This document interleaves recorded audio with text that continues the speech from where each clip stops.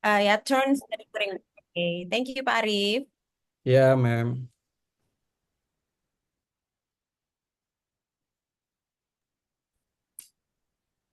Group one, silakan. Ma'am is yours. Oke, Assalamualaikum warahmatullahi wabarakatuh. Waalaikumsalam warahmatullahi wabarakatuh. Good afternoon, everyone. Respected supervisors and fellow students I am proud of. Let us praise and thank God. May we always be given health, happiness, and safety by Allah Subhanahu wa Ta'ala. May prayers and greeting be poured out upon our Prophet Muhammad Sallallahu Alaihi Wasallam. First of all, I would like to apologize if my English is not good enough because I actually cannot speak English. I can only speak a little. Okay, ladies and gentlemen, on this occasion, we will present a course entitled Saussure Structuralism. Our group consists of Miss Uni Handayani. Halo Miss Uni. Miss Hasana. Yes, Halo Miss Hasana. yes, Miss. And myself with Miss Rahayu Erlina. Okay, ladies and gentlemen, and the first short material discussion will be delivered by Miss Uni Handayani. Please, Miss Sorry, Miss Miss. Hasana, sorry. Miss Hasana. Please, Miss Yeah. Hasana, sorry. Okay, thank you, Miss Ayu. Assalamualaikum warahmatullahi wabarakatuh. Good afternoon, everyone. I hope you all always happy and stay healthy. Well, I'm going to present our segment group about structural saucer. The contents is the context, the first biography of Ferdinand de Saussure, and the second Saussurean structuralism, the third significant and signified, and the next Saussure's idea and conclusions. And next, the first slide about biography of Ferdinand de Saussure. In this slide, there is a picture of Ferdinand de Saussure. Saussure was born on the 26th November 1857 in the city of Geneva in Switzerland. Saussure himself showed incredible intelligence himself at 14 years old. He studied Sanskrit, Latin, and Greek for years and then commenced to the University of Leipzig, where he graduated from in 1876. Saussure as father of modern linguistics. He is professor of linguistics at University de Geneva, Switzerland. Saussure early work laid the foundation for his later contribution to the field of linguistics. His ideas influenced various schools of thought including structuralism, semantic, and post-structuralism, and his legacy continued to be felt in the study of language communications. Ferdinand de Saussure passed away on February 22, 1813, but his contribution to the field of linguistics remained foundational and enduring. Okay, the short biography of Saussure. Next slide. Saussurean structuralism. In the second slide, this is the theoretical depth introduce of sources. Refer to the theoretical framework developed by Ferdinand de Saussure, which emphasizes the study of language as a system of sign and structure. Saussure introduced the concept of structuralism in linguistics, which focus on the analysis of language as a system. He argued that language is not just a collection of words, but a system with its own rules and structure.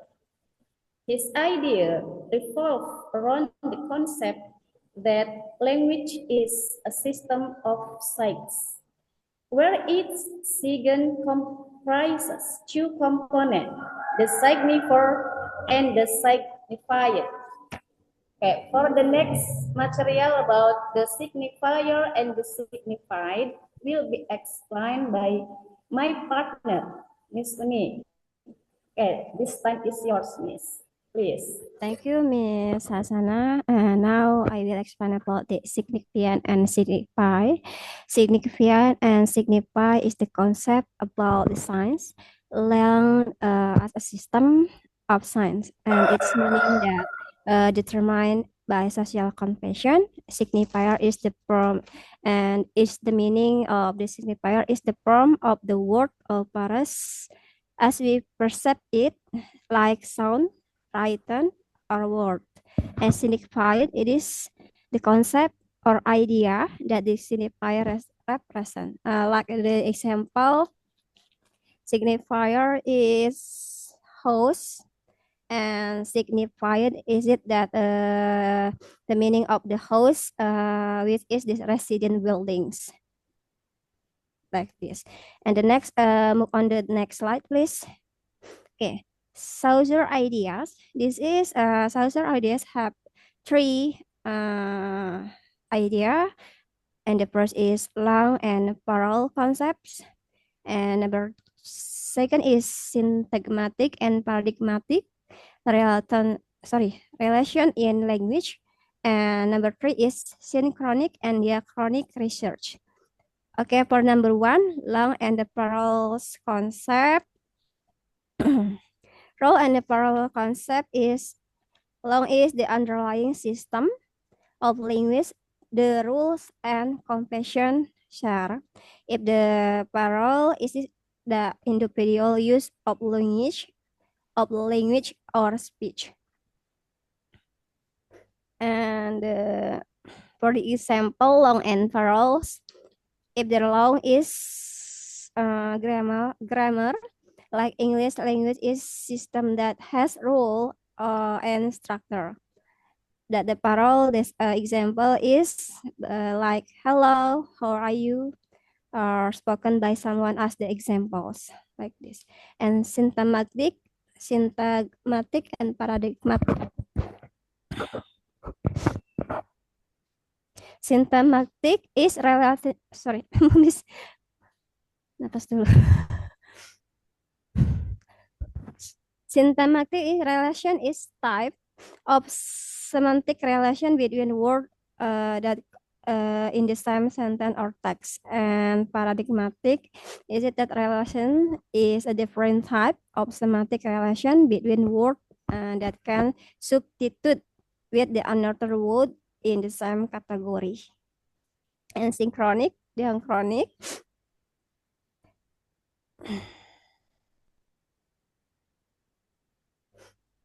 Synchronic, diachronic.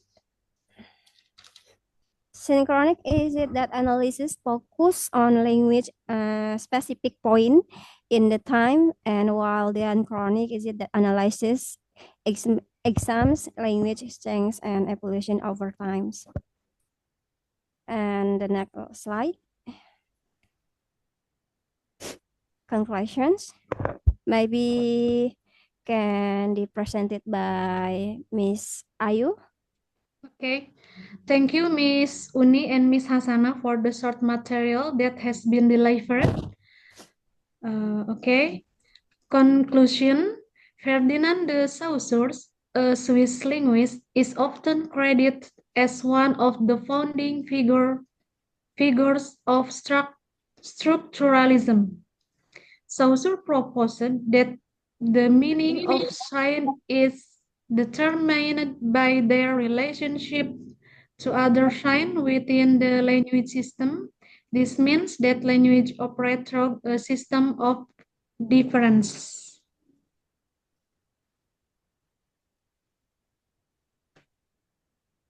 All right, that's the presentation from our group. Thank you for your attention, ladies and gentlemen. We apologize for any shortcomings and mistakes. Good afternoon. Have any question, ladies and gentlemen? Sorry. It's all right. Ada Maybe yang ingin because bertanya? this is the first turns Yes. doing presentations, yeah. Still jet lag, yeah. Okay. Nervous. I'm so Maybe nervous. the habit when you study in undergraduate level, the time that you almost spending is just listening to your lecturer, right? But it will be different when you are in the level of graduate right now. So here, the most important is your role as a student is the probability or the presentations you are accessing in the classroom is you as the student here. Because here, the occasion you trained to upgrade your level being a lecturer later on, inshallah, yeah. So it's okay. This is the time for you. If you have any questions about the material, about the ideas, the concept of structuralisms based on Ferdinand de Saussure. Ma'am, Please, may I? if you have any questions. Ma'am, But may I, ma'am? firstly, the questions is refers to the presenters, yeah. Later on, I will add the explanations after the presenter member explain or answer the question from the students, okay? Hello, yes, ma'am. May Okay, I? the time back to the moderator or the presenters, ya. Oke, silahkan Okay. dipilih siapa yang the first turn ya, Ibu Rahayu. Yeah. Please, Mr. Han. Yeah, thank you very much. Can you hear me clearly? Hello, can you hear me Okay. clearly? Clear, Oh, thank clear. you very much. Okay, so Very clear, Mr. Very Han. clear. Very clear. Assalamualaikum warahmatullahi wabarakatuh. Waalaikumsalam warahmatullahi wabarakatuh. So, very good afternoon, everyone. Dr. Rina, thank you very much for giving me a chance to share and also to ask this kind of a question. Yeah, okay. So, just want to give 2 thumbs ups for the presenters. Yeah, though whatever happened that you did your presentation.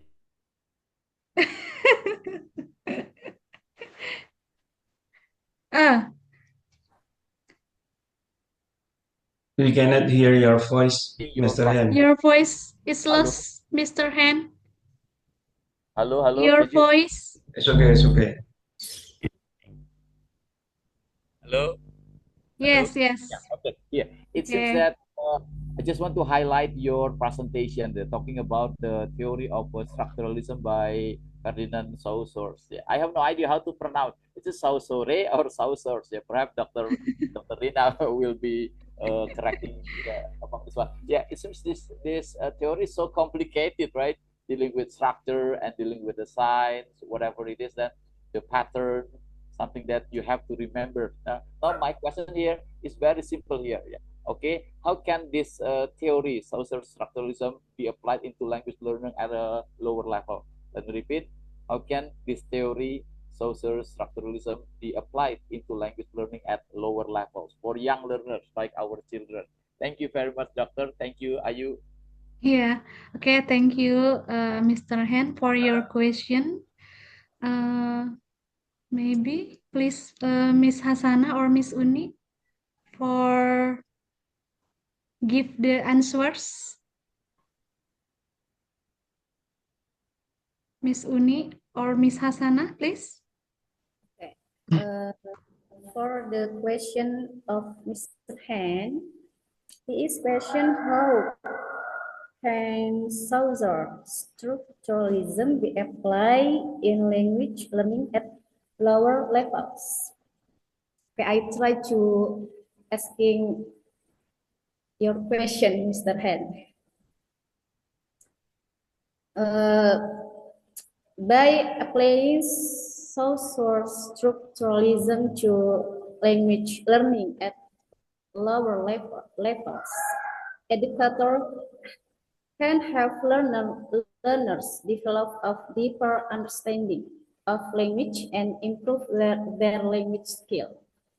And there are activities for lower level learners, such as the first, language scavenger hunts is described as scavenger hunts where learners find and identify language structure, vocabulary, and grammatical patterns. And the second, word sorting games. Sorting game is design games where learners sort words into categories illustrating paradigmatic relations. And next, sentence building exercises. This is provide exercise where learners build sentence using different word and structure, demonstrating syntagmatic relation. And the last, picture description.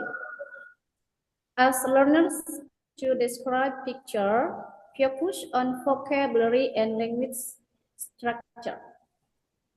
I think enough, Mr. Han. Thank you very much. Yeah, okay. So I've got an idea that this one, I mean, this theory is very complicated, but after your explanation, you give an example how this kind of a theory can be applied to young learner, especially Yes. to kindergarten, TK, right? TK, Yes. by doing a lot of very nice activities. What is that? Like sentence building exercise, picture description. So now I understand that even though this theory is very complicated, as long as we teacher could simplify and apply in such a way so that our student, especially young learner, will understand this one easily about sign, what is that, a pattern and context. Yeah, thank you very much. Yeah, excellent, sir. Thank you. Okay, thanks, Mr. Han. Okay, thank you, Miss Hasanah and Mr. Han. Next question. Okay, please, Mr. Tuhu. Okay, thank you. Assalamualaikum warahmatullahi wabarakatuh. Waalaikumsalam warahmatullahi wabarakatuh. From your presentation, source idea, there is a definition and some example. The concept of long and parole. What I just want to ask is what is the difference between long and parole in social structuralism? That's what I want to know about my question. The difference between long and parole in social structuralism. That's all. Thank you for the opportunity. Thank you, Yeah, thank you. Mr. Tuhu. Yeah, please, Miss Uni. I will explain about the equation from Mr. Tuhu. What is the difference between long and parole in social structuralism, right, Mr.? Okay, for the Yes. answer is in difference between long and parole is it that long refers to the underlying system of language, the set of rule, convention, and structures by community, but parole on the other hand is actual use language in independence. On language. That is. Okay, thank you. Thank you, Miss Uni, for your answers. You're welcome. Any questions, ladies and gentlemen? Enough? Any question? Yes, ma'am. Assalamualaikum. Yeah, please, Mr. Arif. Good afternoon, Good afternoon, Mr. Arif. Ma'am Dr. Rina and Team One. I like your presentation. I want to ask to your team about implication. What are the implication of social structuralism for modern linguistics, please? Okay, thank you, Mr. Arif, for your questions. You're welcome. Please answer by Miss Hasana, maybe Miss Uni.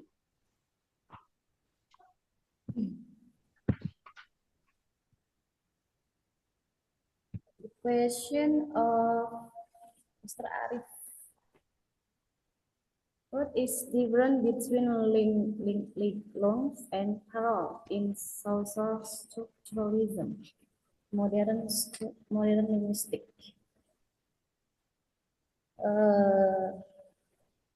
There are many implications in modern linguistics, such as in theoretical implication, methodological implication, and practical implications. The implication of theoretical, the first development of language theory. And next, development side and meaning concept. And the third, development of language structure analysis. Two methodological implications. The first, development of linguistic analysis method.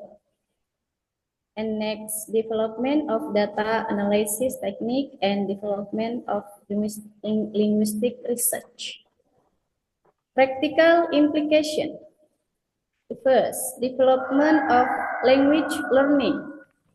The second, the development of effective communication, and the last, development of language analysis in social context. Okay, therefore, social structuralism, the impact on modern linguistics. Getting enough, Mr. Arif? Okay, thank you. Thank Okay, you, thank Miss Hasana. Okay, thank you. Any question or enough?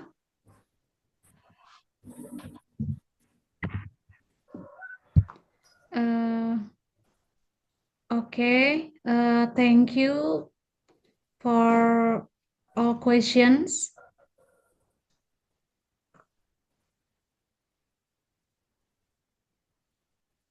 That's the presentation from our group. Thank you. Thank you, everyone. Okay, is there any more questions? Maybe this is the first sections for the questions, yeah, later, or maybe emerge some questions from the others.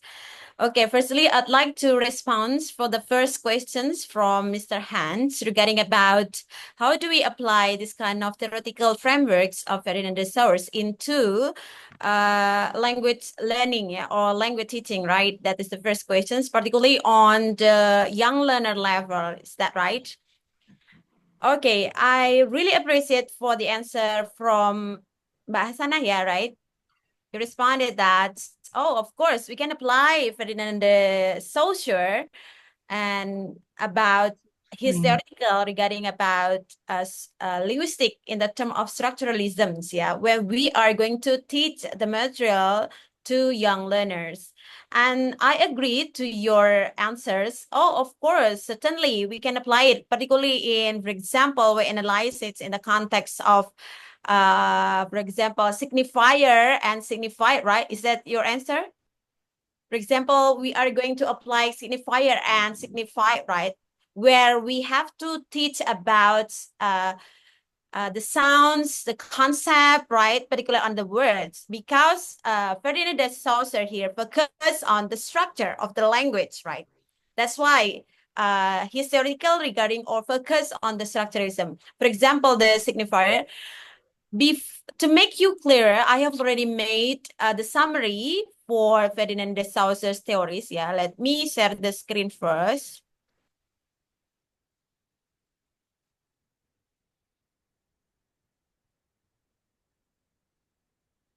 Can you see my slide, everyone? This is the short summary from the Ferdinand de Saussure's thought about structuralisms that I have pointed into 4 highlights. The first highlight is about signifier and signified, yeah. And regarding about signifiers, so Saussure here thinks that language is, of course, there is a structure in the language that we have to consider. A structure, the language is not occur suddenly. Yeah? So there will be signifier. Signifier is about sounds and written word. It's been explained by siapa tadi? Mbak Uni ya, if I'm not mistaken, right? Sounds and written word. For example, I take the example of rabbit, right? How is the sound of rabbit here? Yeah, rabbit. This is the pronunciation one. This is the pronunciation one, right? Rabbit. Sorry, rabbit. And the concept ones. This is the picture of the of the rabbit, right? Everybody knows, but perhaps it depends on where you are from, right? Maybe the concept of rabbit, it will be different from when you are Indonesians or when you are American, when you are Australians, maybe just a little bit different, right? But in general, the concept of rabbit, for example, the characteristic of rabbit, it has a white fur, right? And it has a long ears, right? This is the concept of signifier, okay? And we can learn about this idea, or we can teach or learn about this idea toward the young learner, right? Maybe only this theory. I don't know whether the next concept or next idea of Saussure, for example, in synchronic, diachronic, syntagmatic, paradigmatic, right? So maybe this idea can be applied towards young learner material, yeah. And the next point is about lung and parole. Yeah, I agree. The questions from Bapak Tuhu, yeah, am I right? Yeah, it's about lung and parole, right? Lung here's language is made based on arbitrary. Arbitrary means is the commitment from the society in particular area, ya. Jadi arbiter itu kan mana suka sifatnya, ya. Jadi bahasa muncul sebagai sebuah sistem. Bahasa itu sebuah sistem kesepakatan bersama, ya. Jadi terbentuknya sebuah bahasa itu atas arbitrary, kesepakatan bersama. Jadi why kita mendefinisikan atau labeling table menjadi meja, ya, meja, benda yang kotak ada kakinya 4, kita mendefinisikan itu sebagai sebuah meja. Dari mana asalnya itu? Bahasa itu terbentuk bahwa persegi atau segi 4 yang ada kakinya 4 itu adalah sebuah meja. Dari mana itu munculnya? Tiba-tiba kita sekarang kita tahu ya bahwa itu meja karena kita ada kamusnya mungkin ya. Nah, kamus itu terbentuk dari lang. Ya, jadi dari sistem yang kesepakatan bersama. Parol, ya, parolnya itu, kamus itu adalah parolnya. It is a product of lang. Ya, parole is the product of a system. Ya, jadi harus ada sistemnya dulu. For example, we are as English learner gitu ya. We are English learners. And then if we would like, kalau si Saussure mendefinisikan contohnya adalah playing chess, ya, playing chess di bukunya yang General Linguistics, course General Linguistics. In a playing chess, all the players should understand the rules, but when the game is played depends on the player. Nah, kalau kita mau bermain catur, semua pemain catur harus tahu nggak aturannya? Harus sudah tahu nggak aturannya? Yes, ma'am. Ya, harus sudah tahu.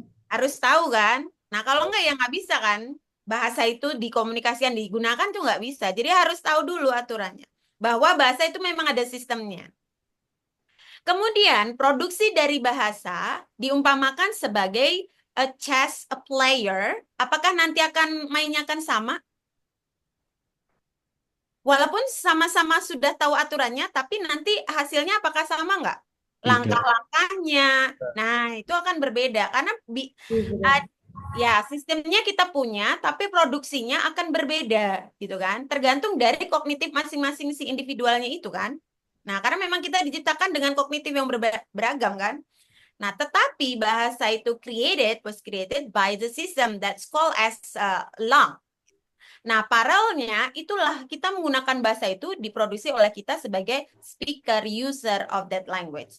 For example, when we are from English education field, right? And then the lecturer or the teacher asks to you, how are you today? Di konsep teman-teman pasti sudah ada nih. Oh, si the questioner, penanyanya, the teacher or the lecturer, bertanya terkait about your situation, your conditions, right? Di konsep teman-teman ketika ada pertanyaan, how are you today? Itu konsepnya ada penanya yang bertanya bahwa ya, bagaimana kabar Anda, gitu kan? Nah, the answer from the speaker or the interlocutor, ya pendengar, gitu kan, akan berbeda gitu karena situasinya mungkin berbeda, kondisinya berbeda ya kan? Atau kita sudah didoktrin di Indonesia culture. Kalau how are you pasti I'm fine, thank you, and you gitu nggak? Itu nggak natural kalau itu ya. Itu jangan didoktrin seperti itu ya Bapak Ibu, siswa-siswa dan peserta didiknya tolong ya, tolong. Menemukan di level undergraduate itu mereka seperti didoktrin bahwa jawabannya kalau ada pertanyaan how are you itu pasti I'm fine, thank you, and you gitu semuanya gitu seragam. Tolong ya yang mengajar di level sebelum undergraduate itu diberikan variasi bahwa jawaban how are you itu banyak varied gitu ya. Ada I'm fine, not I'm fine, extremely good, I'm not really good. So gitu kan banyak ya. It depends on the context and depend on the situations of the speaker gitu loh. Tolong jangan diajarin hanya jawabannya I'm fine, thank you, and you gitu ya. Seragam mahasiswanya begitu. Ketika yang mahasiswa saya datang di level undergraduate or university level gitu. Nah contohnya seperti itu. Sistemnya adalah ketika kita bertanya how are you today, everybody knows when we learn in the context of English learner ya teman-teman ya. Kalau di konteks out of that, mungkin akan lebih varied lagi, akan lebih berbeda lagi jawabannya. Tetapi konsep atau sistem ketika dari pertanyaan how are you itu tadi, itulah lang. Kemudian parallelnya ya depends, situasional gitu. Nah, konsep sistem itu terjadi bila mana dua-duanya paham sistemnya. Kalau dua-duanya nggak paham sistemnya, ya nggak terjadi bahasa komunikasinya itu. Gitu, teman-teman. Nah, ini adalah lang and parallel. Bisa dipahami ya? And the next one in syntagmatic and paradigmatic gitu ya. Konsep sintakmatik dan paradigmatik itu adalah terkait relasi struktur dalam teks yang disajikan atau paling sederhana sintaksis lah ya. Kita katakan di kalimat, level kalimat gitu ya. For example, there is example of I teach a grammar subject this semester gitu ya. Itu kalimatnya ya. So the structure arrangement is meaningful and understandable and grammatically structure correct, gitu ya. Let's have a look the sentence. I teach grammar subject this semester, gitu ya. Itu kalimatnya ya. And the next one is a grammar subject teach I this semester. Can you accept this sentence? Grammar subject teach I this semester. Can you accept this sentence? No.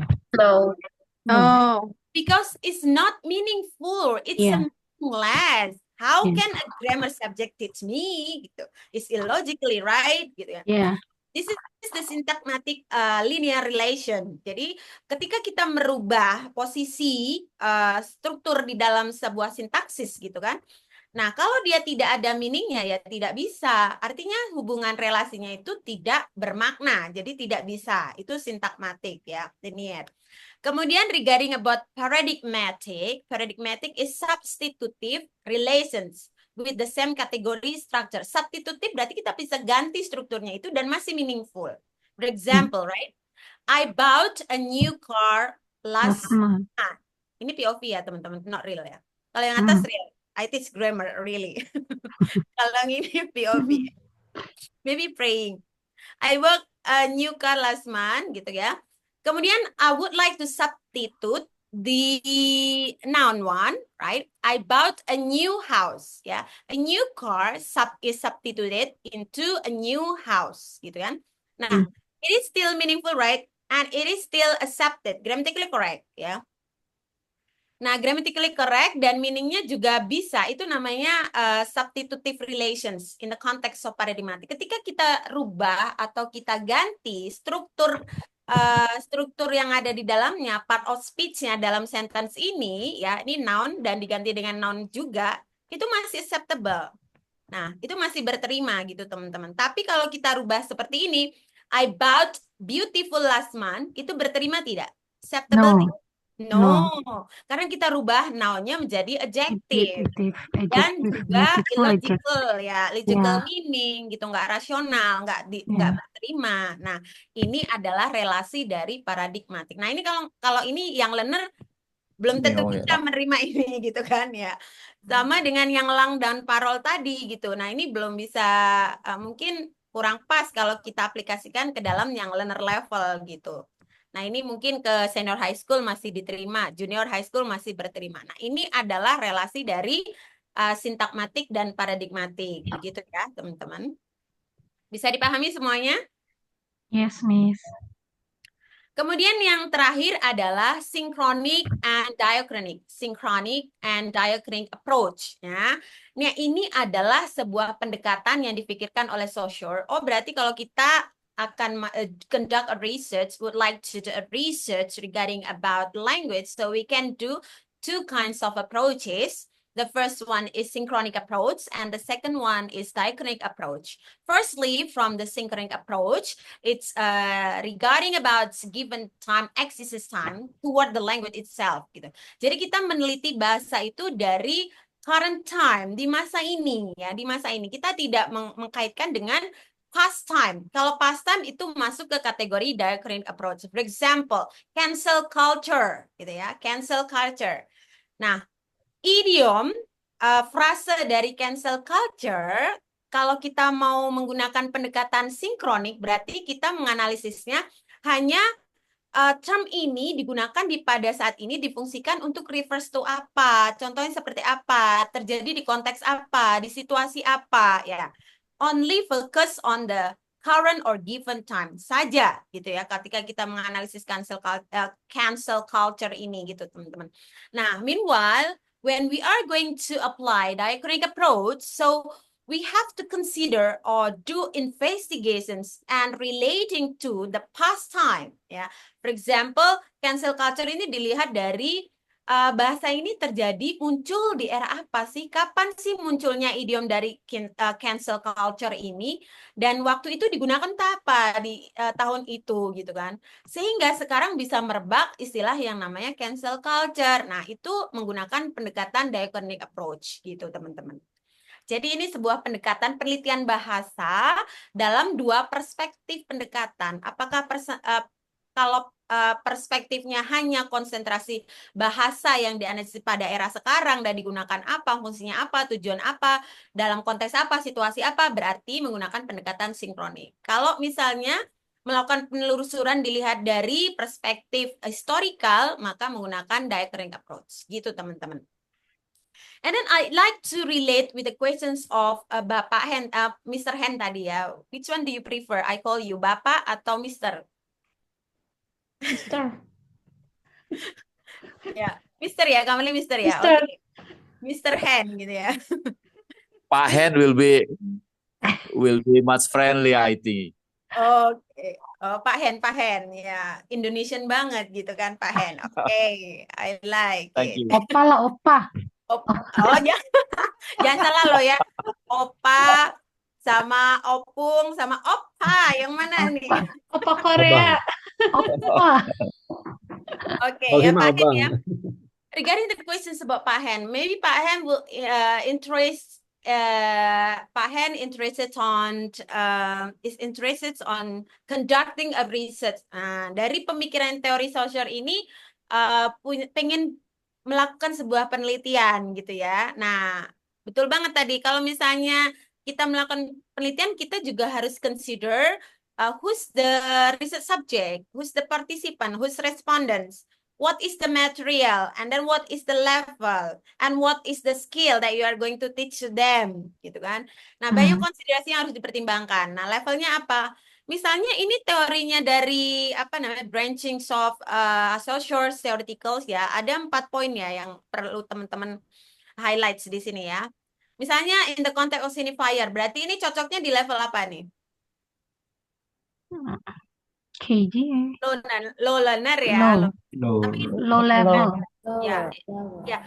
Depend juga sih. Kalau misalnya in the context of English language teaching, ini bisa low learner. Tapi kalau bahasanya sederhana ya bisa. Tapi kalau misalnya bahasanya sudah kompleks, kan bisa naik level juga ya kan? Advanced ya, adult. Ya, kalau kosakatanya naik, berarti levelnya juga naik kan gitu kan? Tapi ini masih basic ya, Miss. Ya, basic understanding-nya juga masih basic ya kan? Is Yeah. only I think about this is for systems and kindergarten. concept, right? Yeah. But perhaps you can find it, for example, if you like to analyze Harry Potter novel gitu kan. Kan susah, kalau yang konteks pakai bahasa Inggris kan nggak bisa diaplikasikan di yang learner juga kan. Iya. Minimal tuh junior high school ya kan. Itu juga yang bahasa Inggrisnya udah oke gitu kan. Misalnya Harry Potter novel gitu kan. Nah, untuk Indonesian learner, for example, as a foreign language learner, right? We still doubt if they are able to read English novel, for example, Harry Potter, right? Ya, depends on the school itself. Ya.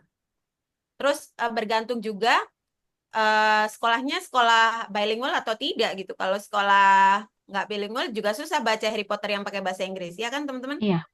Iya. Nah, itu juga pertimbangannya gitu. Padahal ini paling sederhana konsepnya dari si social one.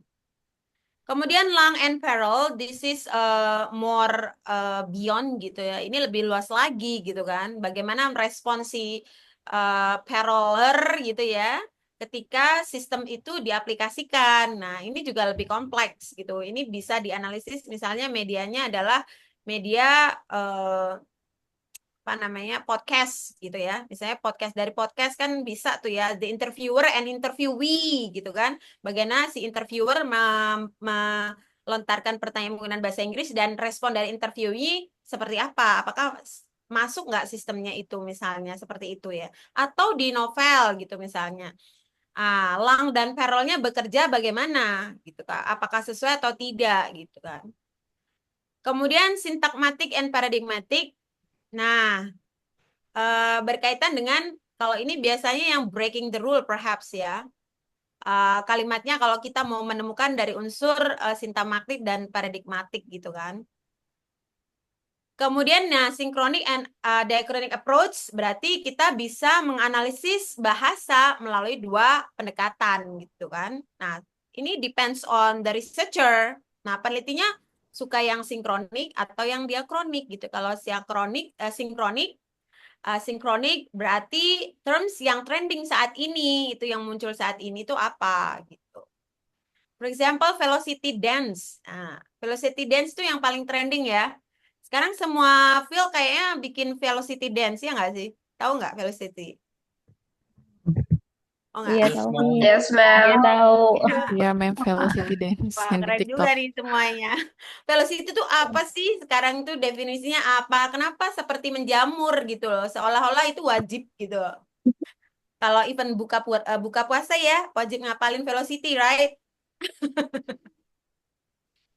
Nah, itu yang lagi marak di anak-anak muda kan. Velocity itu dari mana gitu kan. Tapi hanya fokus pada current analysis ya. Kalau misalnya kita sudah menelusuri dari past historically events gitu ya, kita masuk ke diachronic approach gitu teman-teman. Jadi bahasa-bahasa yang misalnya dikaji dari bahasa new apa namanya? Bahasa-bahasa baru, istilah-istilah bahasa baru gitu ya. Aspek dari istilah bahasa baru ya.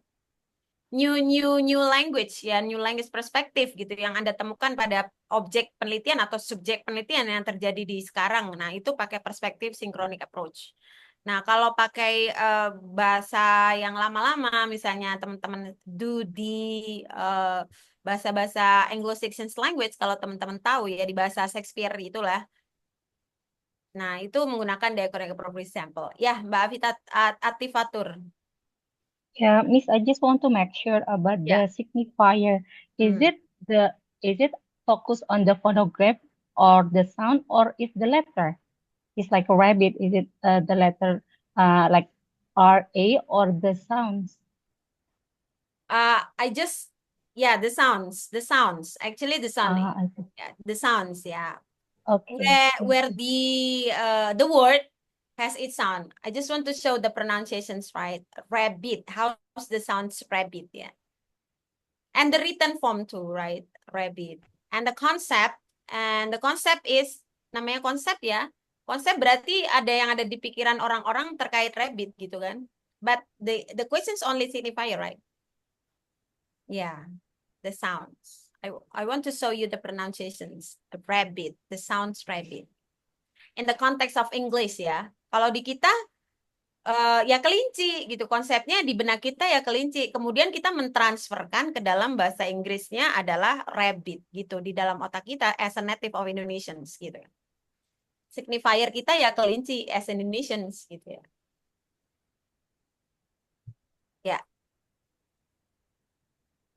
Ya, most welcome. Masih piece of cake ya kalau so sure. 4 poin ini biasanya ditanyain nanti di midterm. Jadi be ready for that one ya. Ya. Okay. Any more questions perhaps? Or maybe this will be as your idea toward your bachelor thesis later on. Barangkali ini nanti akan menjadi ide topik skrip tesis Anda gitu ya, akan meliti terkait aplikasi teorinya Saussure ya dalam pengajaran bahasa Inggris di level apa gitu ya. Okay, any more questions teman-teman? Or is clear already? Udah jelas ya, nanti kalau UTS bisa jawab ya kalau ada pertanyaan terkait Saussure teori. Insyaallah. Kita harus visioner dong, ya kan? Ini tuh langsung muncul nanti di UTS. Oh, berarti highlight dulu nih tentang Saussure, make sure to yourself what are the points that I should understand about Saussure's theoretical. Ya, jadi nanti harus tak paham teorinya dan juga bisa memberikan contoh. Kemudian Anda memaparkan reasons-nya, kenapa contohnya itu. Itu aja sih, gampang kok. Gampang buat dokter ya. Ya, enggak sih. Kalau dulu pas S2 juga susah ya. Dok, Karena boleh sudah one more question outdated gitu kan. okay? Karena sudah melewati gitu kan, jadi udah. Nah, tapi kalau yang jurusan sastra mungkin mudah ya. Enggak juga. Enggak juga Mudah ya. bagi mereka, Challenge. makanan mereka itu. Ya kanan. Cemilan ya, udah nggak makanan pokok lagi, udah cemilan. 9. Tapi ini untuk yang linguistik sih teman-teman ya. Biasanya yang jurusan sastra Inggris tapi yang majoring yang linguistik. Kalau Saussure. Kalau sastra kita nggak terlalu mendalami sih Saussure. Ya, tapi kita udah juga dapat waktu itu Introduction to Linguistics gitu kalau yang sastra, tapi nggak mendalam gitu. Kalau yang sastra Inggris murni gitu ya. Kalau yang majoringnya linguistik ya baru deh ini cemilannya mereka. Piece of cake buat mereka gitu. Ya, tidak apa-apa, apapun your undergraduate education background, no problem ya. After having explanations from group 1 and then also having questions from the questionnaire today, kan jadi paham gitu ya teman-teman. Kalau saya sih cuma nambah-nambahin dikit kok, nggak banyak. Because the main role is you ya, from you for you gitu ya, from you and for you, bukan from us but for them gitu ya. Yang sekarang kan dari kita bukan untuk kita ya, dari kita untuk mereka gitu ya. Aduh. Termancing-mancing ya. Ma'am, question. Kind of disappointed ya, actually. Ya Allah gitu ya. Ya, oke. Silakan Mbak Putri. Ma'am, is it written in English for UTS, ma'am? It should be written in English. Yes, of course. Yeah, I think it can be code mixing. Oh no, because you are in master degree level ya. Tapi kalau nggak salah open book nggak sih? Open book kok Open teman-teman. book. Amin. Kalau saya nggak amnesia ya teman-teman kayaknya open book deh. Amin ya Allah. Hooray. Open book and discussion ya, Ma'am ya. Is that okay, Ma'am? Open book and discussion. Ada Okay. pengawasnya nggak gitu juga kali Pak Hen.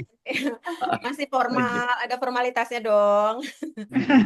Open Ma'am, book dan one ada more question, Ma'am. pengawasnya. Cuma ya di prepare dari sekarang. Ini kan ini recordingnya boleh ditutup nggak? Tutup boleh, tutup coba. Boleh Close di-off the dulu recording.